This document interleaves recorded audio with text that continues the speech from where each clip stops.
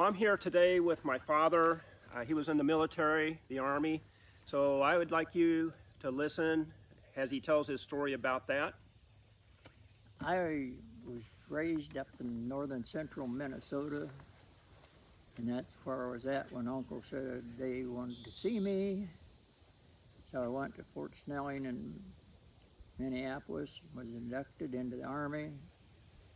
I was shipped to Fort Riley, Kansas. I took basic training there. In about the third week of basic training, I had pneumonia, I think it was, and was in the hospital for about a week. When I come back to the unit, that my commander said that I would have to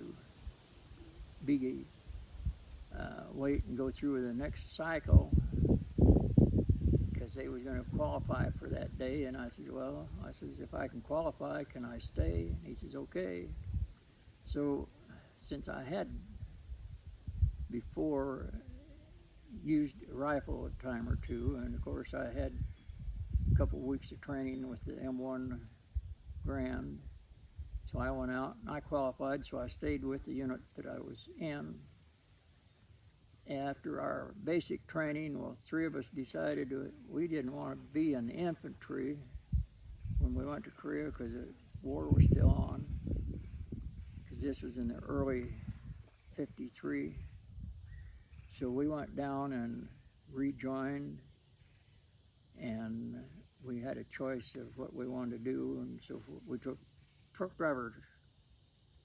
And at that time, we thought, man, we had it made. We would be truck drivers, wouldn't get out of all that infantry, all that stuff. And so we took training for truck driving. And looking back on it now, that was kind of stupid because the truck drivers that get out there, they got no protection at all, hardly, and they go all those places and everything, but we didn't have any problems with it because I got to my unit back up, and after our training, we had a 30-day leave before we shipped out and went over. So I went back to see my folks. I took my girlfriend with me to meet my folks. She kind of didn't know what to do because we got up there in the middle of the night, and I went into one of my sister's room, and I says, hey, you got company, move over.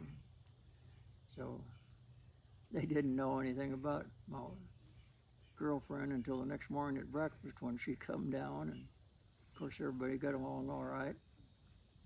And so then I took her back to Kansas City and come back up and finished out my time there. Now, real quick, was that when you had to be back before Reveille, and was that a different time? No, that was before that. Yeah, before that, after our basic training for infantry and everything, we got a 3-day pass, and we was allowed to have cars to where we could get a pass and get off the base and do whatever. And they had a small town not too far away, just off the base, where you could rent a place for your car and everything. So a bunch of us, there was 3, 4, 5, I think about half a dozen of us. One guy had his car there, so we went, and he lived in Minnesota too, so we went up there. And so how many cars were there altogether? Just 2 cars? Just 2 cars. Two cars. Just 2 cars. We come back. We got a late start, and we had to be back to Fort Riley before Reveille, which is at 6 o'clock in the morning. So we were running down through Nebraska, and of course, speed limit didn't mean anything right then. We went through Omaha, I think it was, and this guy ahead of me had a fairly new car, and I was driving a '49 Ford, and there was 3 guys with me, and 2 guys with me and 2 guys with the other fella. anyway, when we left Omaha, well, we was really hitting it because we was running late. And we got a few miles out of Omaha, and a state patrolman cut us off. And said that good thing that he stopped us, because about 10 miles down the road they had orders to stop us one way or another. So we had to ride back to Omaha with him, and cuffs, of course, went put in the cell. And we'd talked to this trooper on the way back and everything, told him, we servicemen and late for getting back and everything. So he wanted to know how much money we had. So we told him we only had about $38 or $40 between the two of us, me and the other driver. So he wrote a ticket up to where that we had enough to cover it. So he says, okay, we'll pay. He said, no. He says, he addressed an envelope and everything, and he says, you put it in there, and he put a stamp on it, and he says, you go out front and mail it. He says, you wouldn't take it. So I said, okay. So the other guys had brought the cars back up there, so we got in and headed back and took it easy until we got out of Nebraska, and we got back in time for Reveille. And then we went on with our basic training. After I'd done my 30-day leave before shipping overseas, went to the West Coast. December, about the 15th or 16th, we finally shipped out. We had a small ship. On the 18th of December, we run into a storm, and it was rolling back and forth, and we wasn't allowed on deck on account of the way the waves was coming over the deck and washing everything off. And in the mess hall, it was so bad that when we got our food, we had a tray like they have these serving trays in the cafeterias. They put stuff on your plate, and we go and had a table where we stood at to eat, and you had to put your thumb on your plate and your hand down underneath the table to hold it to keep it from getting away from you while you ate. And also, we had about 6 inches of water that we were standing in, and some gallon tins and so forth that there was food and stuff was rolling back and forth, and you had to watch out for them. Finally, we ran out of storm, and they got everything dried out. We wound up in Japan. I don't remember whether it's Sasebo or where for sure. They took us to a holding place. We was there 3 or 4 days, and the ship that we was on was headed for Korea, and I and my buddies didn't get on that ship, and we found out that it had been only a couple days out when the boilers blew up and killed a bunch of people on it. So it was a good thing we didn't get on there. Now, real quick, when you were the truck driver, at that time, were you rated to drive other vehicles? I was rated to drive about 5 different vehicles. I could drive the Jeep 3/4 ton, the Deuce and a Half, the 5 ton, and I forget what else. There were about 5 of them. I think the only thing that I couldn't drive was the Wrecker. Now, but did they have tanks over there? I mean, was that something, a different type of rating, No, they had tanks over there. Of course, they had people that drove the tanks. I didn't have anything to do with that, no. Okay. Only thing I had to do with that was in parts department, furnishing parts to them and stuff. Okay. But anyway, we finally got over to Korea, and they put us on a railroad to go up to our unit, which was on up actually past the 38th parallel. We went in, we started out in late afternoon, I think it was, going along, and alongside the road you could see these huts and buildings that these Korean people had. And one of them in particular, I remember, is made out of all beer cans that had been cut and smashed and put up to, finally they had enough beer cans, they made a fairly decent sized house out of it. And of course you see Papa San with his water buffalo out there working in the field, and Mama San out there planting rice or whatever they was doing. We finally got up to our, well, we still on the train at night, and of course there wasn't enough room for everybody to sleep, so some of them slept in the overhead place where they had the luggage. They took it down, put it on the floor, and got up there to sleep. And we got to our unit the next morning and was issued some extra uniforms and stuff, and we went to our place for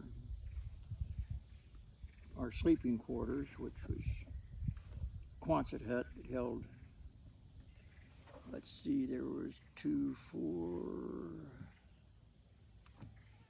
I think a dozen people. It had 2 stove with,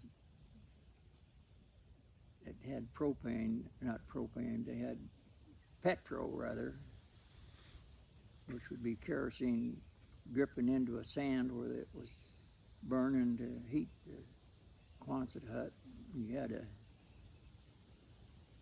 We was issued a sleeping bag, which was a winter sleeping bag, and a couple of blankets.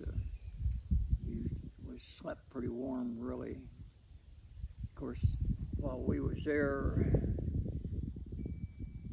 it didn't get all that cold during the winter.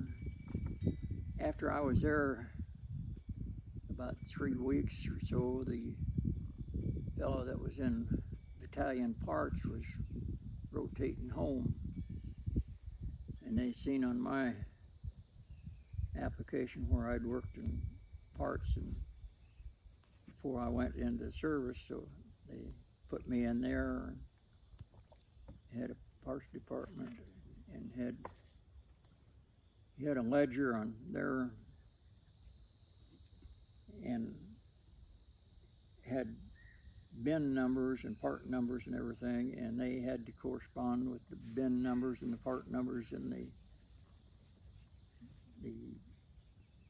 place where they kept them.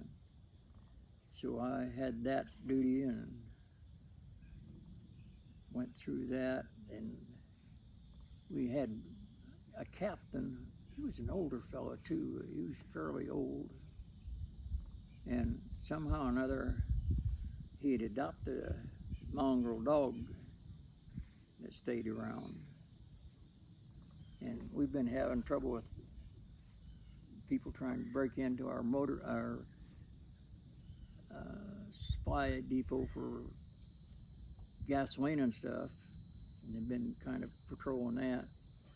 But one night they heard a commotion and went out there, and the Koreans had tried to break in there, and the dog had caught them, and they killed the dog, knifed it, of course, and killed it. So after that, they patrolled it a little closer, and we didn't lose any more for that. But is that the point where they wanted you to stay in there until you relieved? No, that was after we moved to another. Oh, okay. I was up there for a while, and of course, like I say, we above the 38th parallel, and between the 38th and parallel and there on the way up, well, we had to go back and forth every day to our supply depot, which was down in the southern part of Korea, to get parts and so forth and everything, and usually with a 3/4 ton, sometimes with a 1.5 deuce, and had to have a driver, had a guy on a Jeep, and had to have a shotgun driver with him. If it was 3/4 ton, you had to have a shotgun rider on the front and had to have one in the back. Same way with the 1.5 deuce. you had to cover your, like they say, CYA. Anyway, between 38th parallel and our place, there was a place that looked out over, and you could see several acres of rubbish and so forth that was only maybe a foot, foot and a half high, 2 feet at the most, spread out across a large area. And I asked somebody about it, and they said that unit, when they was coming up, had run into an ambush there, so they'd backed off for 24 hours, sit there and pound it with their self-propelled Hollisters, which is a large cannon mounted on a tank, and they sit there for 24 hours, and then they went back up. Of course, they didn't have any problem then going through the town since there was nothing there. After we'd been there, 6 months or so, they pulled us back and sent us over to I-Corps 5th Corps headquarters. And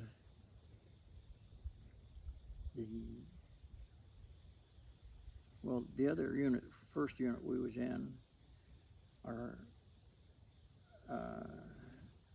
Quonset huts was on a hill, and we went down, they had a flat place, and then another hill where our vehicles parked backed up against, which was the motor pool. And on top of that, there was an NCO club where they showed pictures at night and so forth. And raining one night, one of the fellows went out and man come back in, he was white as could be. Couldn't figure out why. I said, well, come look. And anyway, he'd stepped in a hole, and it turned out to have been a grave, and there was a bunch of bones in there, and he's white as a ghost when he come back in, so they had to fill it up to get out and go. Anyway, then when we pulled back to 5th Army headquarters, we were still basically about the same thing, not quite as steep a hill and so forth. But our parts department set up close to the motor pool where they worked on the tanks and the trucks and so forth, and down across is the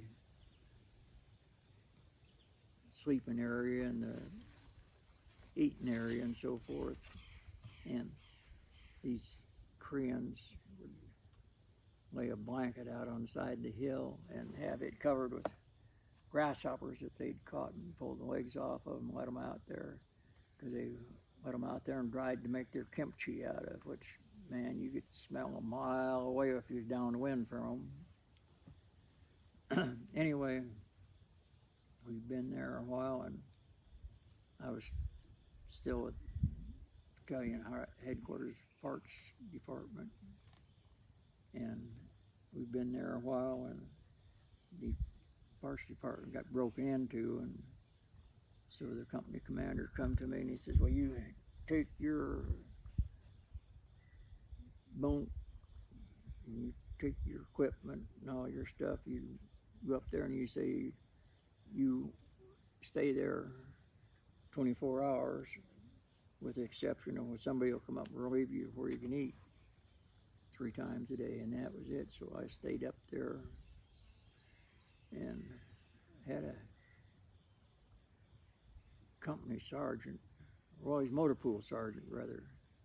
He'd been in for several years, and he liked his little snip every once in a while, so he'd buy a 5th and bring it up and hide it between the Quonset hut where it went and their units that held it up. And we had a stove up there too to keep us warm. We put a gallon can on there, put water in it, get it to boil, and then put coffee grounds in it, let it boil a while, and then let it cool, and that's why we made coffee. You'd have coffee with a little charge put in it. So when you were there, you said you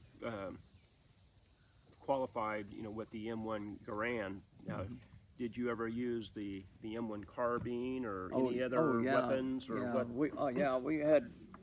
We had a walk-through deal on the M1 carbine, which there were about 10 or 12 of us in a line and went down through, and you had targets pop up, and you shot at them, and of course, they rated you on how well you hit the target, or if you did, or whatever. And then also, we got to shoot the bazooka. And that thing, you don't want anybody or anything behind it for several yards, because it had a backlash that you wouldn't believe. So you actually shot a bazooka then? Oh yeah, I mean, just once, twice? I mean, I just once, Just everybody once? just one time. okay. So did you hit what you was aiming at? Oh, it wasn't, it was just shooting it, just so you know Okay. how Right. to do it and everything. And also got to shoot grenade from an M1 Grand. And that's quite a deal too. Most of them stood their M1 on the ground to shoot it, and some of us just stood up and shot it. But you didn't want to do that more than once for a while. So did you also, use the Colt 1911 pistol? No, that or, I never did do. No, the Colt I never got into. The grease gun, though, I stood guard duty in Korea on that several times with it, and basically when you stood guard duty, where the grease gun was used was the post that covered the road that come into your unit. You had the road come in there, and you had a gate there and you had a guardhouse, and a guard sits there 24 hours a day, and you had to, whoever come up had to have them recognized, and if you didn't recognize them or anything, you had to have corporal of the guard or somebody come down to know whether to let them in or not. And like I say, you sit there, and back behind you is just a slough or rice paddy or whatever, so you never knew. You had to be awake, make sure that nobody come snuck up on you through the rice paddy. So did you shoot like the 30 cal or a 50 caliber? Yeah, we had in our training, we had a 50 caliber machine gun that we got to shoot, and I think also we shot the 30 caliber, but I remember shooting the 50 caliber. And everybody got to shoot it, and I've got a picture of one time they had a mock air raid and so forth. It was out there, and I got a picture of a guy standing there with a machine gun like he's going to shoot something, Mm-hmm. And got to go to Japan twice on R&R. I went to Tokyo one time, to Sasebo one time. When I was in Tokyo, I went to the Ginza Market, which was the largest open air Flea market? flea Food market, or- yeah. okay. And I bought some stuff there that I sent to my girlfriend and sent to my mom too also. And I don't remember too much more about anything outside of just regular.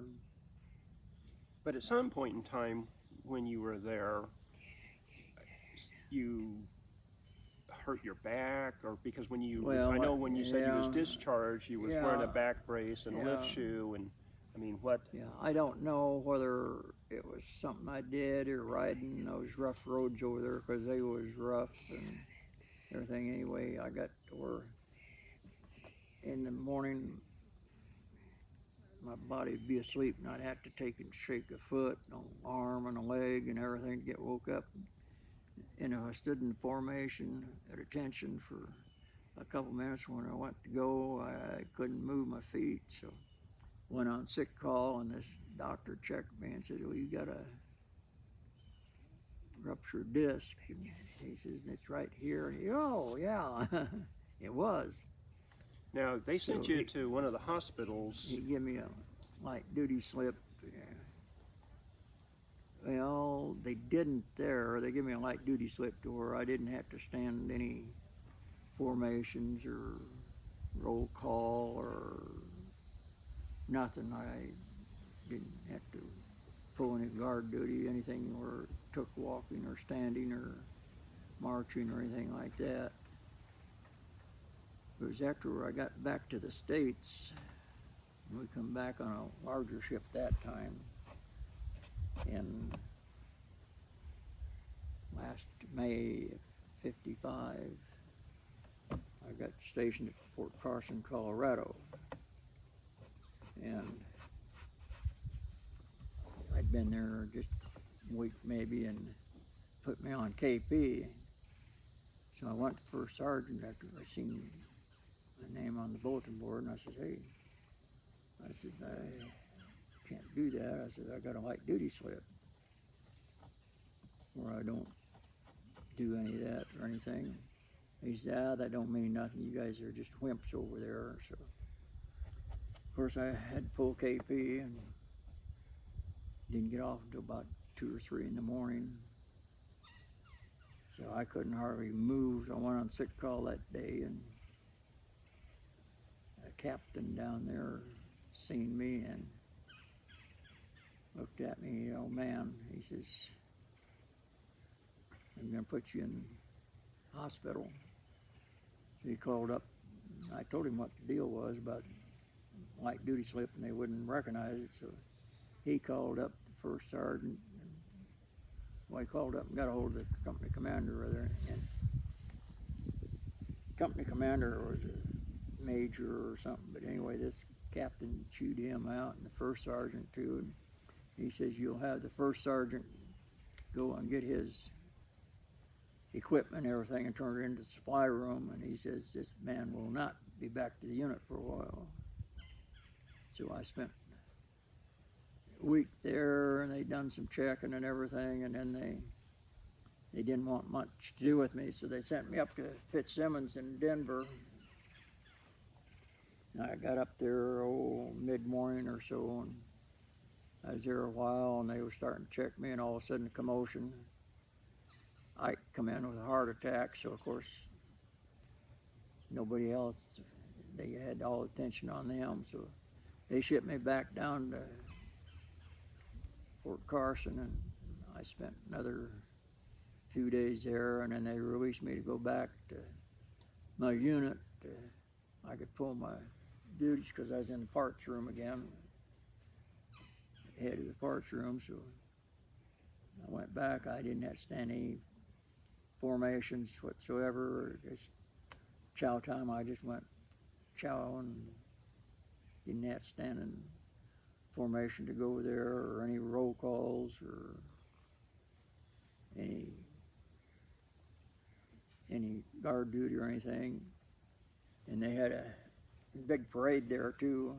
Of course, I got out of that. I got to watch that.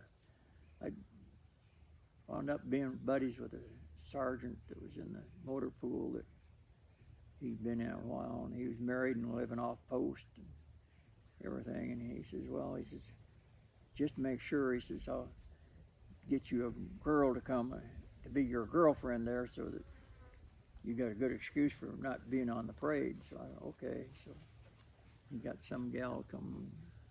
She stayed with me that day, and I didn't have to be in the parade. Then she went back to, I don't know where she was, Colorado Springs, I think. Went back to there. I gotta leave. Well, before we got there, when we come back from the Korea, got back to the States, there was 3 of us bought a car to drive back. We shipped all of our clothes back in our duffel bag and everything except what we was wearing, so we drove the car back, and we come across Continental Divide at night. It was snowing when we got down to the bottom. stopped at a restaurant to eat. This gal wanted to know where we come from. We told her. She said, well, that pass is closed. It's snowed in. I said, well, anyway, we'd made it. And then we went on, and I don't remember who wound up with the car, but anyway, we got back to Minnesota, and that's when I picked up my girlfriend and went to Minnesota and got married But at St. Paul. when you were discharged, you had mentioned that, you know, you were wearing a back brace and like a lift Yeah. shoe, or Yeah, the left shoe was built up about half an inch or better, and I had a, well, I'd call it almost like a girdle. It had those metal rods, or metal, not rods, but flat pieces running down the back in about 4 or 5 different places, and it strapped around. You pulled it tight to sort of keep my back straight and keep it from moving. And I wore that for a while and then quit wearing it because I got along fairly decent wearing that shoe and everything. And I was working at a parts store in Kansas City, Kansas, and one day we got a load of antifreeze in, semi-load, and I was taking it off the rollers as they come down and loading it, whatnot. I got done with that, and I couldn't hardly move. The girl that worked in the office, somehow or another, she found out, and she told me to go see a chiropractor that she knew just about 6 or 8 blocks away. So I went to him, and he helped me a whole lot. And I took where I went to him once or twice a week. You know. but from the time you were discharged, I mean, you had back issues, and I know you had mentioned about putting in a claim with the VA, but how it was quite a few years before they recognized the claim. I mean, how?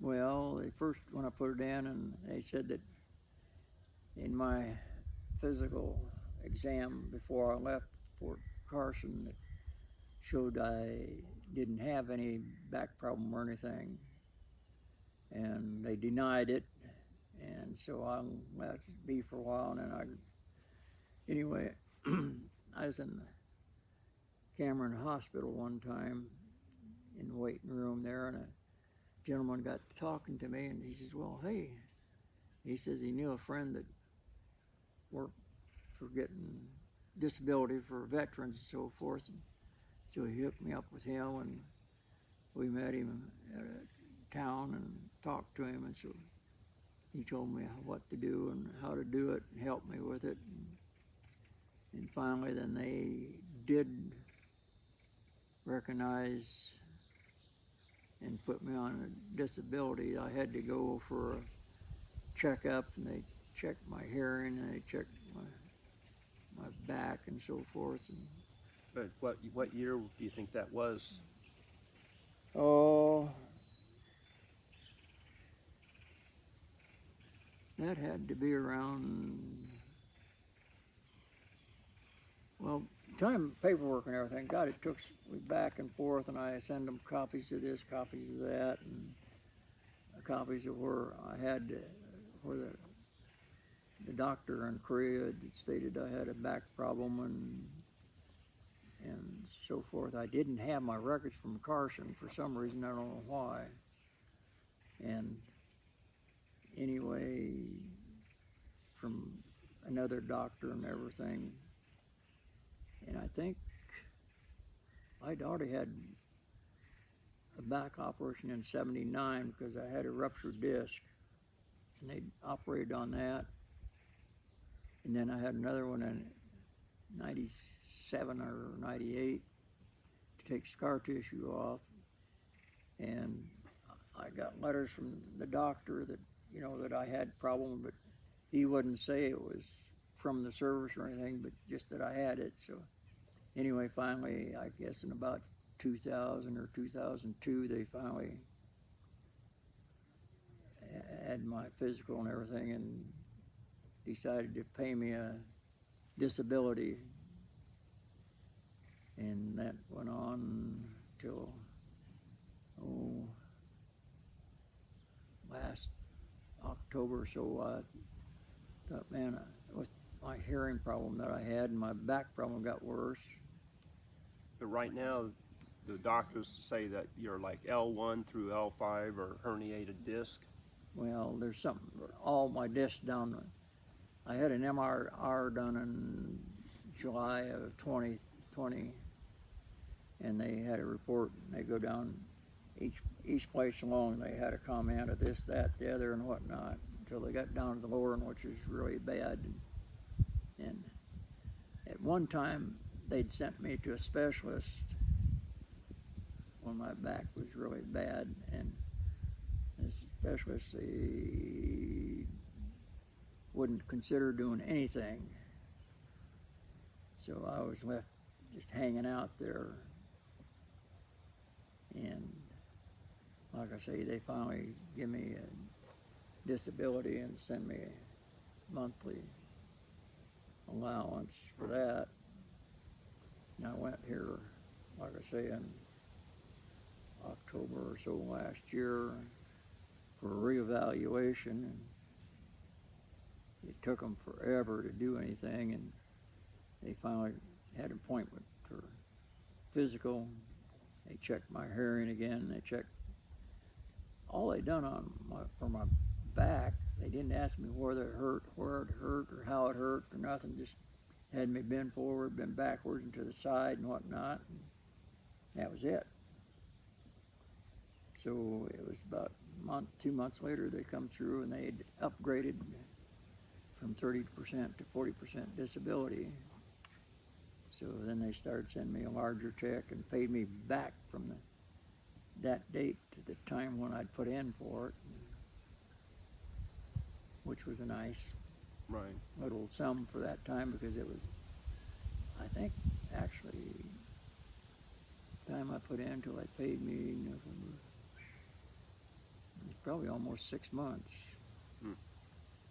So I'm still, I went to the VA here a month or so ago, and they suggested I take physical training and wanted me to go to Kansas City, and I said no, do it here at Cameron. So they said okay, they'd call me, and which they did, and I've been there about 6 times now, and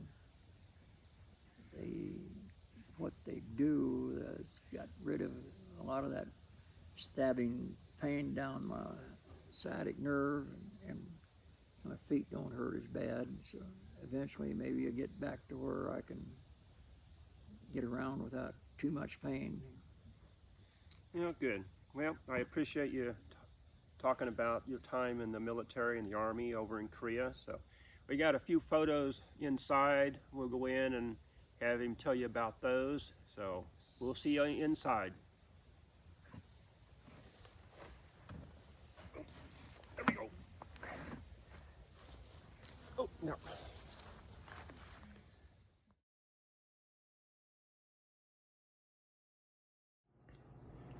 So here are some of the photographs that my father has, and I'll show them to you real quick and then go back over them, and he'll tell you about them. So go through here, and we'll take a closer look as he talks about them.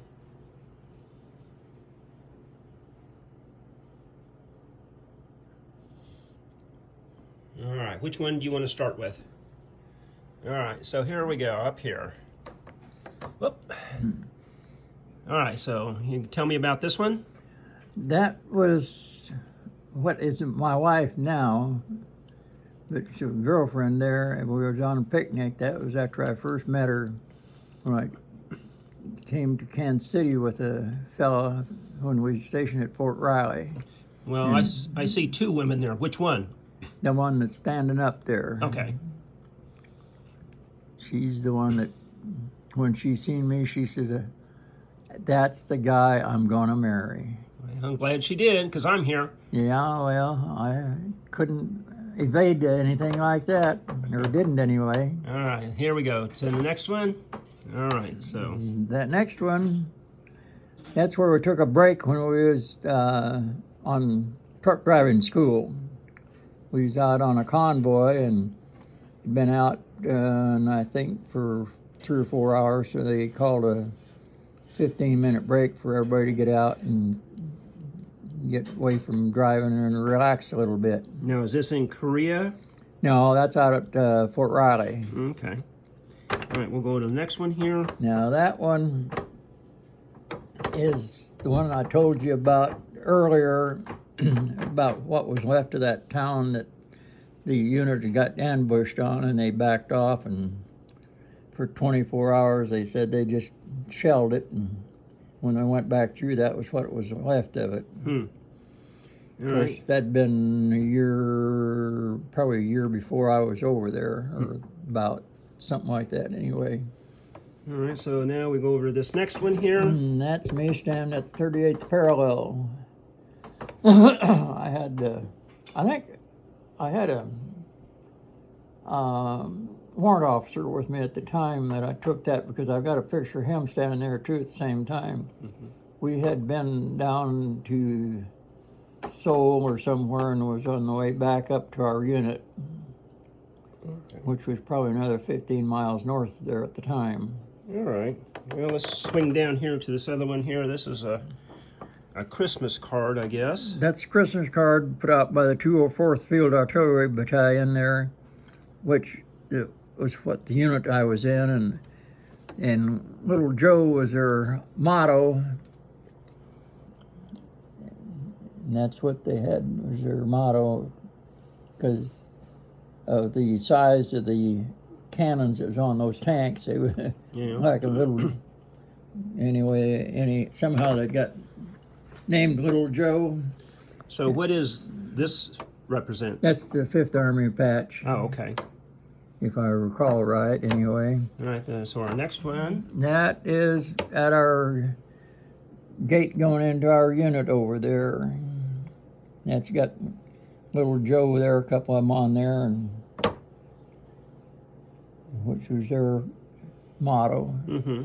All right, so the next one. That is one of the tanks. That was one of those tanks that had set back and had pounded that, and there's, I think they had about a dozen of those. So you can imagine shooting them 24 hours, what would happen. Right. All right, so our next one then. That's one of the guys in my tent. He's sacked out there at noon hour, taking a break. All right. And you can see down here in the corner, you can see a pan sitting on the stove. Right. You can see he's on a cot, and some of his mess kit and stuff's hanging on the wall there, and some other stuff. All right, well, let's go down here to this other one now. This one, let me see here. Looks like somebody's cleaning a pistol or something there. He's cleaning his, well, and it wouldn't be a pistol because we didn't have any, Oh, okay. but he's cleaning something, and here's his clothing hanging up there, and there's his bunk and other stuff there he's got laid out there and around, and there's you can see a broom, so you can see we had a wooden floor in there, of course, so we had to keep that swept. But here's some of his clothes and some others down there. These were civilian clothes, I think, and that was his uniforms. Okay, so our next one then. Next one, that's when we had a air raid, or not an air raid, but we had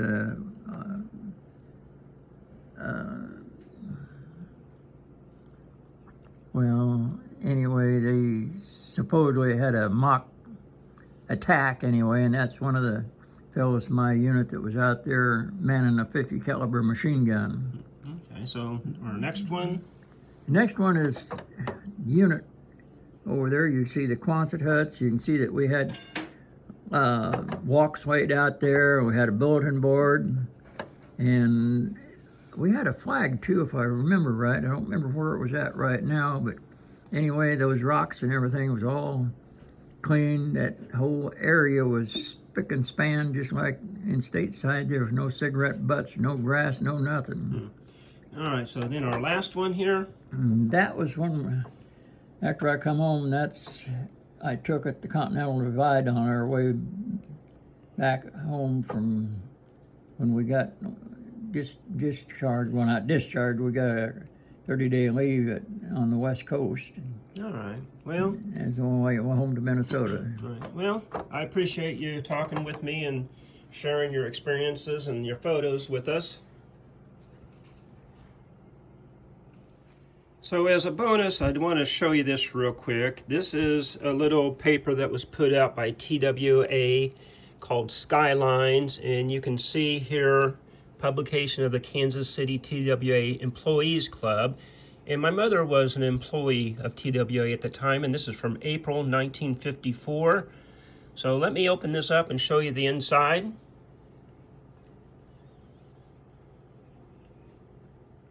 So this is the inside here, and TWA had a rifle club. So here we go, feature of the month.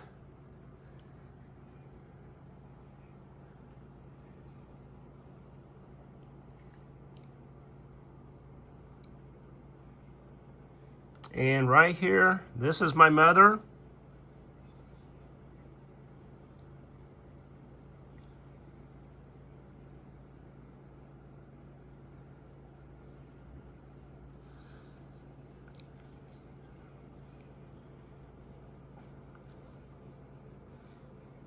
And the Rifle Club, it says there, was formed in 1952.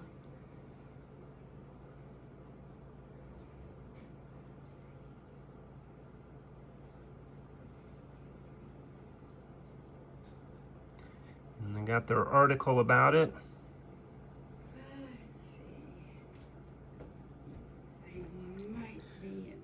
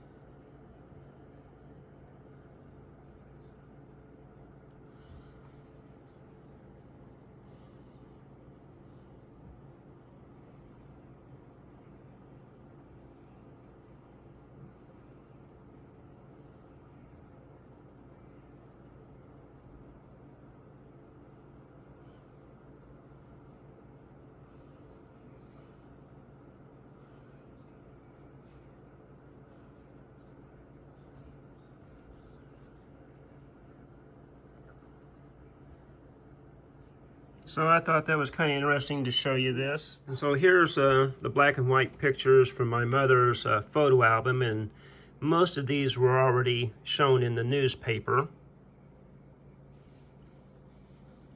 And there my mother is again right there.